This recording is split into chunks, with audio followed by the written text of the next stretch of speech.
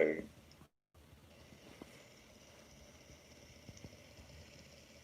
okay, so it went beautifully. So that's also true. And as Alison pointed out, this is a conjecture. Yeah. Because we don't know if it's true for every n. But it is true for n is 3. Yes. Yep.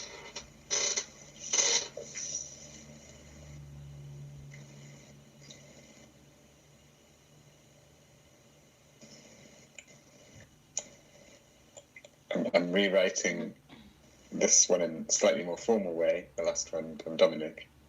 Mm-hmm. If A is in x n minus 1, then A is in x n. So this is a good way to start trying to prove conjecture, because we write down something formal that we're able to check quite carefully. But this is also a conjecture at the moment. So, and the question you raised there was, how could we check that? What must A satisfy? What properties must A have in order to get to B in Xn? Yeah. Like basic properties. What kind? If A was a 2x2 matrix, it's out, right? So what kind of object is A? What kind of object does A have to be in Xn?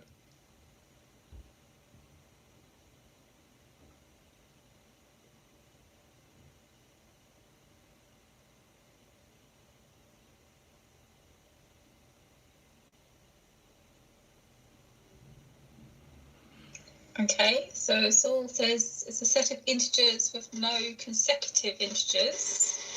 Okay, so that would have to be true of A to be an Xn. But I mean, what kind of integers? What is there, like a limit on how big the integers can be? Can they be negative, 0, positive? What integers am I talking about here?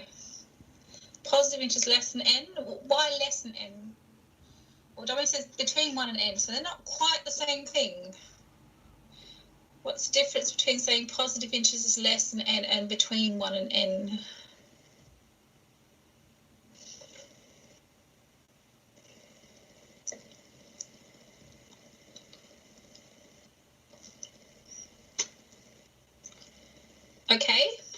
Okay, great. So Saul's come up with less than or equal to n, right? So if I have an element of xn, so I mean, xn is a set of sets, right? So elements of xn are sets. And in A, which is an element of, if we want it to be an element of xn, we know it has to be a set of integers with certain properties. So it has to have no consecutive integers, and those integers are less than or equal to n. So positive integers less than or equal to n. Okay. So that's what Bethany's writing down right now, I think. Yes. Yep. Okay. So that's to be an xn. But what do we know about A?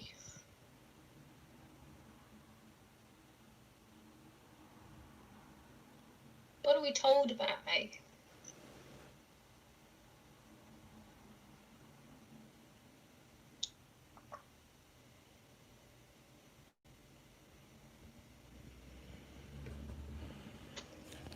Babe, have you ever used Team before? Do you know where the chat is? The chat. I think you just take the microphone off and say it to them. What you talking about? Do you know where the chat is on Team? That's what I'm asking. Okay, I'll give you an example.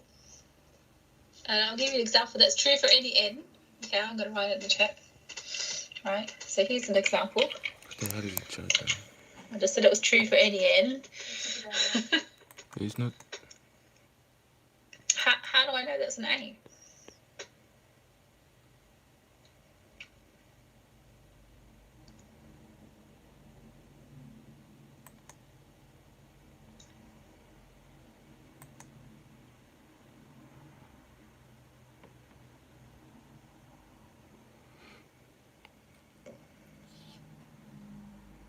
I'll give you another example. And I'm going to use LaTeX notation. You're probably going to want to. I mean, it's not compulsory to learn LaTeX, but might help.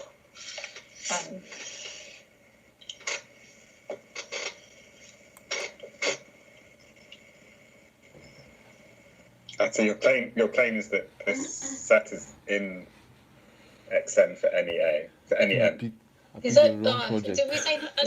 We didn't say no empty. No, we did say empty. We like Maybe did we? Yeah. I'm happy with your claim. I'm just checking that I understand what it is. Yeah, I wanted to write down examples for any n because at the moment I don't know where n is, right? So n, I guess for our conjecture, that n might be at least 3, maybe. Okay. Maybe.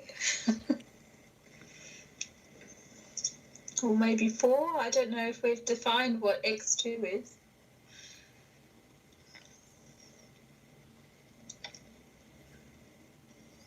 And what is the question you're asking? What do we know about A? So we've written this conjecture. If A is in xn minus 1, then A is in xn. So what must be true for A?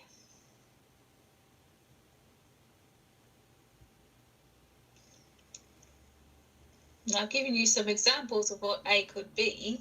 So what's A? What's the condition on A that we know is true?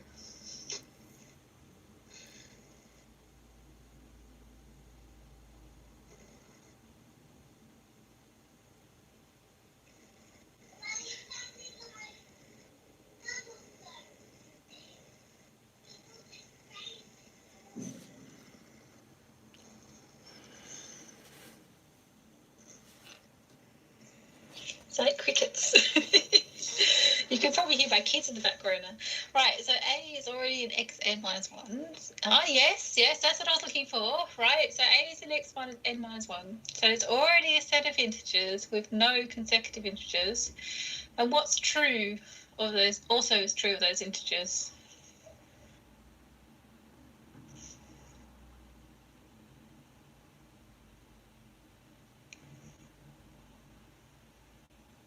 Less than n or n minus 1? Or equal to, yeah, I mean, we need to be careful. We need to be precise, right? We need to try and be precise. Yes, less than is correct. Less than is correct. If we say strictly less than n, correct, yes. Yes, it's better to say less than or equal to n minus 1, because there's an n minus 1 in the definition. Yeah. But less than n is correct. And so what we're doing here, we're proving an if-then statement. So we start by assuming the part after the if. Okay, and we have to deduce the conclusion, or the part after the then. Mommy's in a meeting. Okay. So we start by assuming x is in a is in n minus 1. Yeah, okay. Okay, and then we can write down what Saul said. So then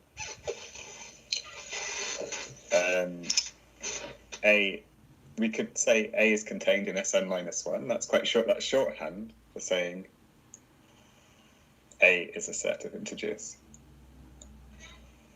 between 1 and n minus 1.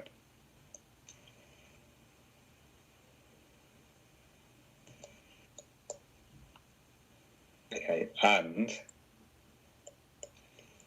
A contains no pair of consecutive integers.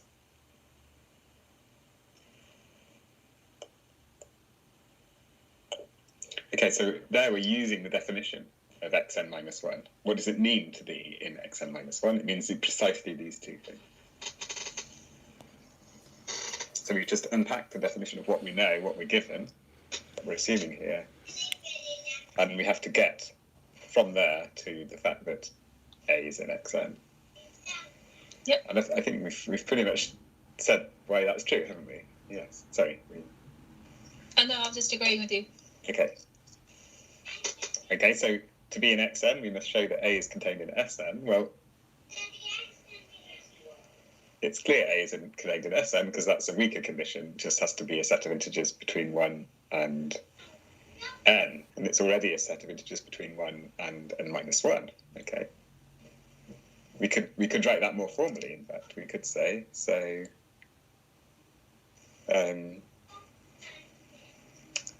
since Sn minus 1 is contained in Sn, A is contained in Sn itself. Okay, so we've got A is contained in Sn minus 1, Sn minus 1 is contained in Sn, so A itself is contained in Sn.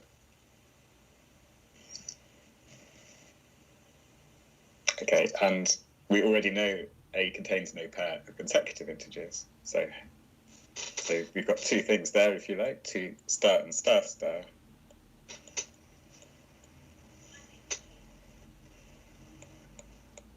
A is in Xn.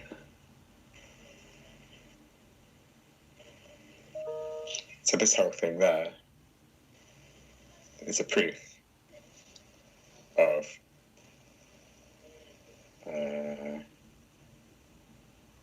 this statement here, plus, let's call it. Yep.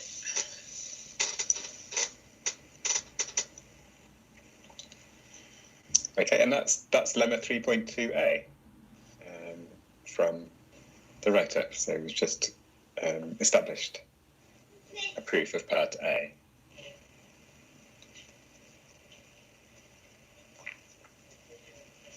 Okay, great. So the idea is to try to write down formal proofs of things. I mean, sometimes they might seem quite obvious, but we'd like to be sure that they're true for any n. And that's why we need to write down a formal proof. So we've established that every element of Xn is actually already in Xn plus, sorry, every element of Xn minus 1 is in Xn. And you can imagine we could write down a similar proof that shows that every element in Xn minus 2, if we add n to it, will lie in Xn. So let's make a note similarly, although we need to write down a proof. If A is in Xn minus 2, then A with n added in is in Xn. That's actually a little bit more tricky. Why would there be no consecutive pair of integers in this case? Why does adding n not cause any trouble? Come back at the example. Why did adding 5 not cause any trouble when we had no consecutive integers before?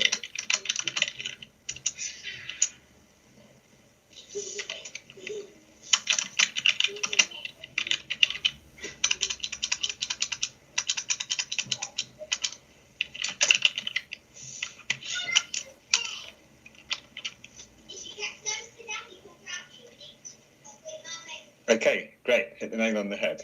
Yes. Okay, so each integer, when you say each integer, which integers are you talking about?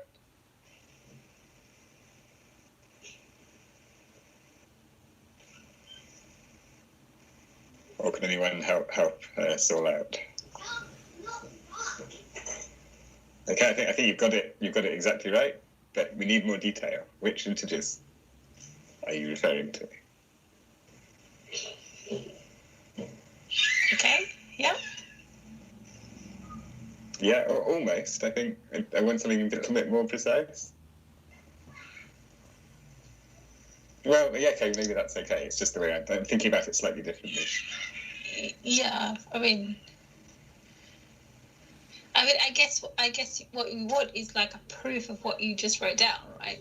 I mean, Or at least a reason why that should be true.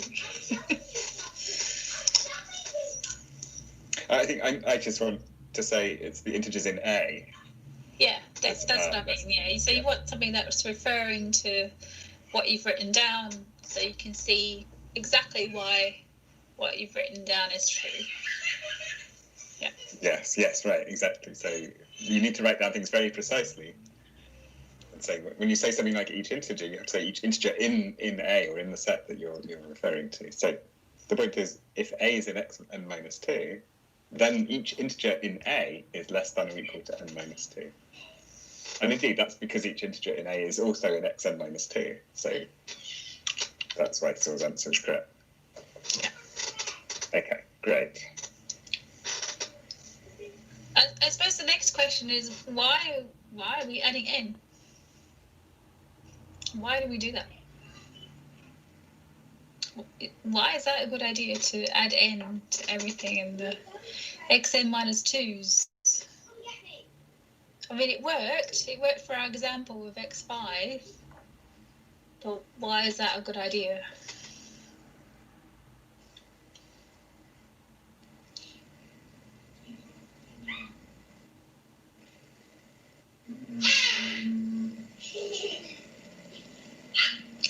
I mean, there's a couple of things. If you want to prove something that says xn equals xn union xn minus 1 plus xn minus 2, there's a couple of things you've got to do there, right?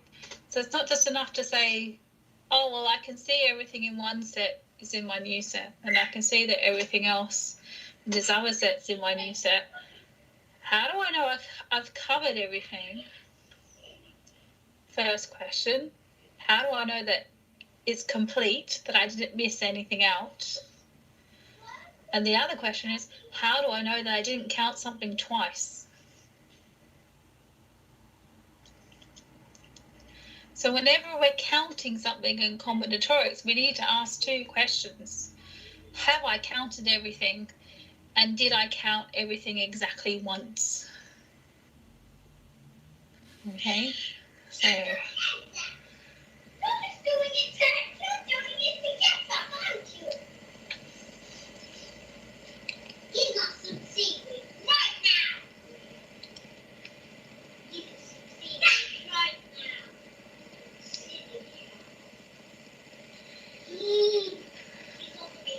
Okay, so Bethany's drawing some maps for us. So we've got the set xn minus 2, and it goes to, well, the right hand side's going to be xn, yeah?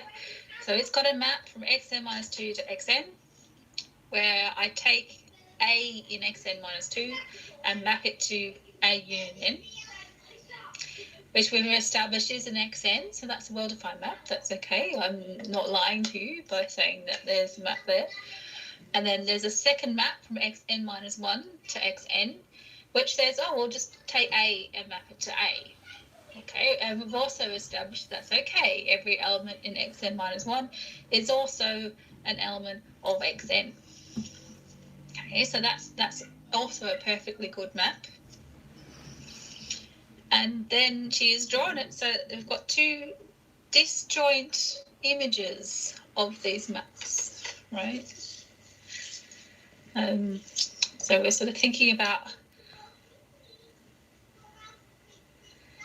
okay, now she's drawing it with mapping images. Remember how I said, how do we know that we haven't counted something twice, right? If something's in that overlap, I might accidentally count it twice, right?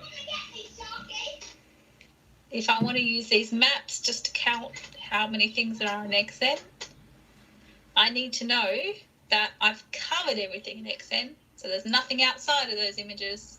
I also need to know that the intersection of those images is empty. I didn't count something twice.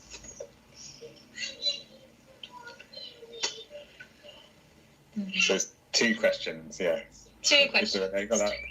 Is there an overlap between them? Or have we missed something? Yeah. And there are other problems as well. And another thing that could happen is that two elements here, if we didn't know anything about the map, two elements here could actually coalesce into one. Oh, yes, yeah. Well, I also need to know it's an injection. Yes, yeah. So that's right. We want this map to be injective. Both of these maps to be injective, so they don't merge things together, because we want to count, so we don't want things to be merged. Ah, okay, right. Nice answer. Yes. Okay, so that works for the X5s. I think we might need to replace 5s with ends to do it in general. But that's the idea, yeah?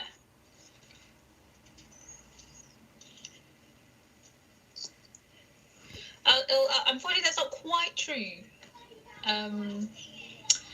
I believe there are elements of xn minus 1 that could be an xn minus 2. Oh, that's right. Look, here there's a singleton sets 1, 2, and 3, lying both x3 and x4.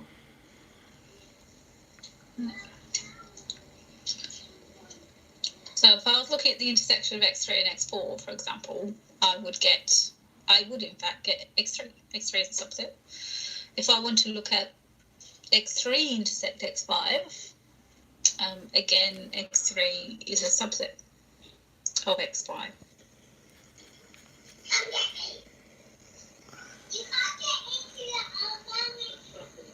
I mean, maybe you do have the right idea, but you haven't expressed it quite in a way that I understand. So Dominic has a question. Could you define two questions to show they're both surjective or injective? Well, surjective is also relevant. Remember how I said we want to make sure we haven't missed anything? That's where the surjectivity comes from, right? So I would need the union of the images to be all of xn. So injective helps us because we want to count, right? So if I want to count the size, if I want to know the size of the image of a map, if I know it's injective, then I know the size of the image is the same as the size of its domain. Okay, so I hope everyone is familiar with these terms: domain, injective, surjective, image. I guess you'll also hear the word codomain. These are all set words used in set theory, but you need to remember what these things are. So if you're unclear about any of those terms, now is the time to tell us, right? You can't remember what injective means or surjective means. Sometimes you might say one-to-one or onto. You might have heard that as well.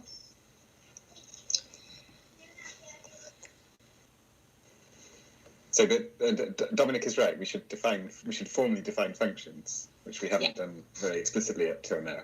Yeah, well, yeah, you kind of did it on your picture, yeah. Yeah. And we need to check that those functions are injective. Yep. And this point about the overlap, we could make explicit. So Yep. We've got the image of F, which I think Alison also mentioned. Yeah, the image of F. It's F of A for A in xn minus 2. Yeah. So it's everything we get. We hit everything in xn minus 2 with F.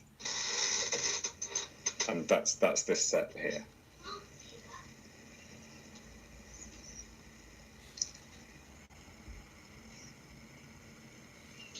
So that we'll call that in F. And then we have the image of G.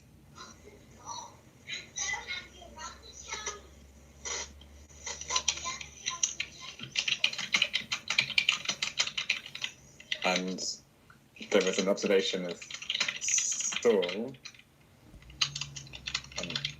And Alison added something to that, so which says that the overlap, the two images do not overlap.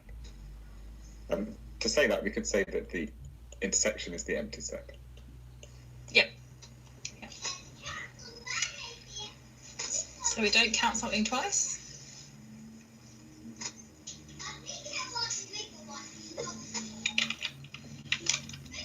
And the point is n is in everything in the image of F.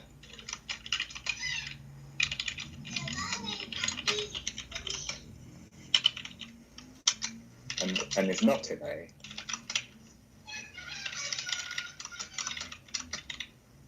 Everything in the image of G. And a formal proof would explain why that's true. Why is n in the image? Why is n in everything in the image of F? Why is this true?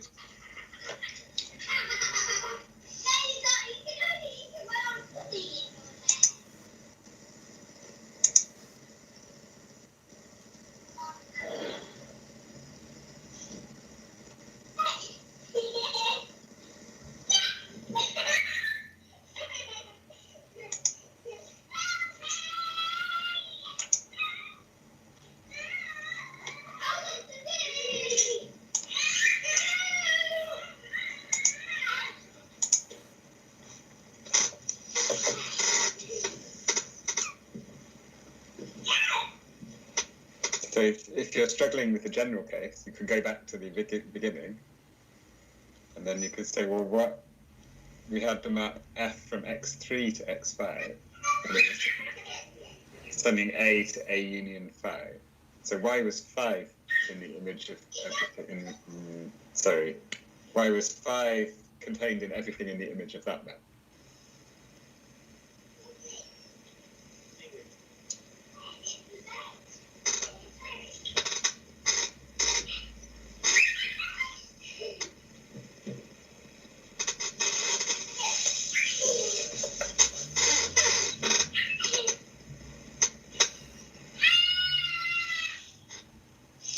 Sorry.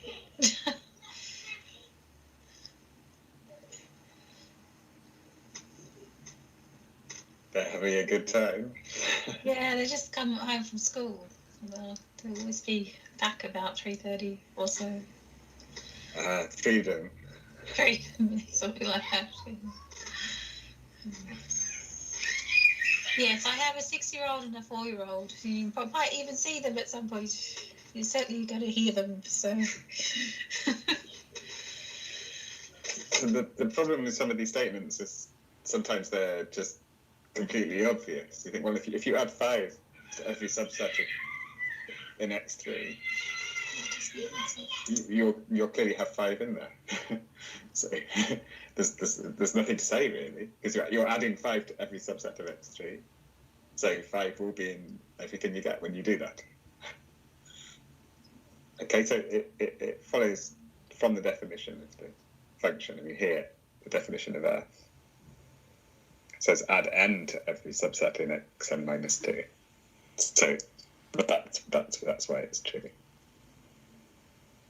But it's good to have some kind of explanation when you're writing down the formal proof. And if you look at the second paragraph in the proof of lemma 3.6, in the example write-up, that's essentially what we're talking about now. Okay, so that's just written down formally. And it's saying if something was in the intersection, n would be in it, and n would not be in it at the same time.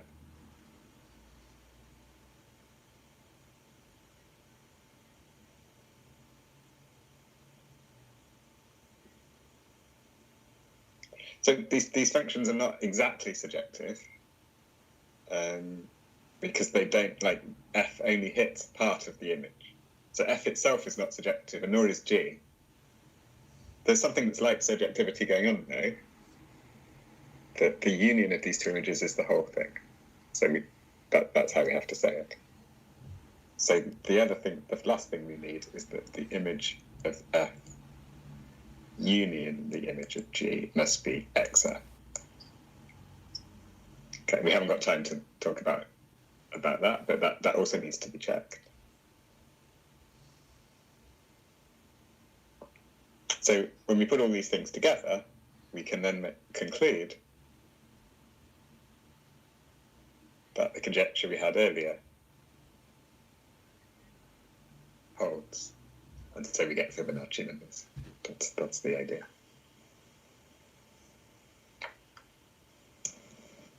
Yeah, we get the same recurrence relation as the Fibonacci numbers. Yeah. Then we should also check that the starting numbers are the same. Excellent point. Base cases are very important. Yes. Of course they are in this example, right? We've got 3, 5, and then 18, 8, sorry, and so on. Okay. Yeah, so I think we're out of time. So do we want them to do anything for 2 weeks' time when we next meet? Yes, I think it would be good to start trying to write something up for one of the other examples in chapter 5. So choose an example and start trying to write a proof, try to write something down. So there might be a bit of overlap with what's here, like injectivity is of course common to everything, but the functions will be different. So although the structure will look similar, you'll be doing something different. So I think that would be a good start. I mean, you might also want to look at the earlier chapters and write something about that. Okay, but we focused on what we thought we could help you most within the session here. But it's good to start writing things down for yourself. Handwriting to start with, and then start trying to write some LaTeX, so we can hit the ground running. I think it's not compulsory to use LaTeX, but and you can use Word. I think the equation editor in Word has vastly improved since I last tried to use it. We're familiar with LaTeX. We can help you with LaTeX problems if you do have issues with LaTeX. Of course, we want you to learn some mathematics. We don't want you to worry about typesetting, right? So, yeah. So that's why we've given you the tech file, for Yes. example. Yes. So you've got the structure there, so you can just use the Just same kind edit of it. structure. Yeah. You can just edit it and change it to whatever example you want, rather than having to start from scratch. Right. Okay. You should use your own wording there. Yeah, of course. Yeah, don't copy us. Yeah, don't just copy us.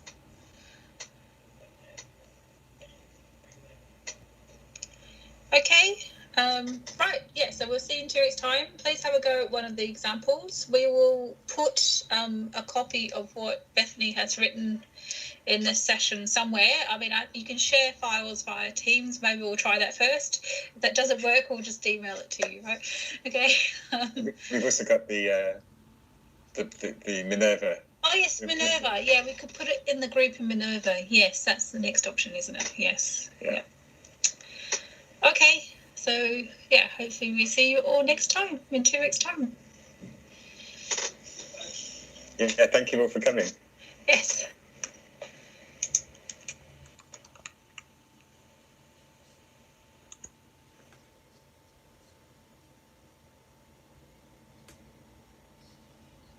Okay. Good luck.